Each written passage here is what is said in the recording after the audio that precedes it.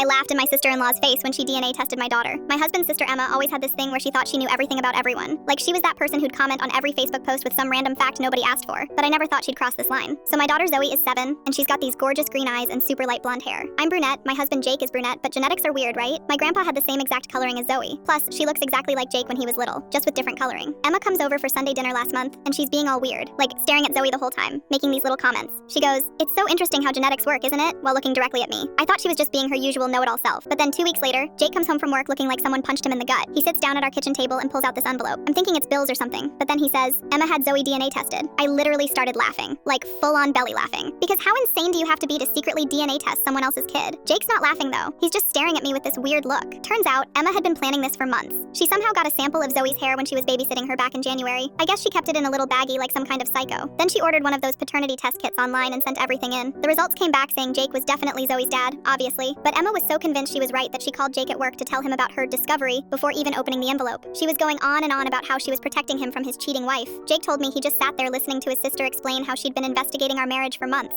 She'd apparently been taking notes about Zoe's features, researching genetics, even looking up my college friends on social media to see if any of them had green eyes. When Jake finally interrupted her conspiracy theory to ask what the actual results said, there was dead silence on the phone. Then Emma had to read out loud that the test showed 99.9% probability that Jake was the father. I was still laughing when Jake finished telling me this whole story. But then I got mad, like really mad, because who does that? Who secretly tests someone's kid because they think they're some kind of detective? Emma called me that evening and I could tell she was embarrassed. She started with this fake apology like, "I'm sorry if I overstepped, but I was just looking out for my brother." I cut her off right there. I told her she was banned from our house until she could explain to Zoe why Auntie Emma thought Mommy was a liar. I said she needed to think about why she was so eager to believe the worst about me that she'd waste money on a DNA test, instead of just asking if she had questions. Jake backed me up completely. He told Emma she'd lost her mind and needed therapy if she thought this was normal behavior. She started crying and saying she was just trying to protect family, but Jake shut that down fast. He said real family doesn't go behind each other's backs with secret investigations.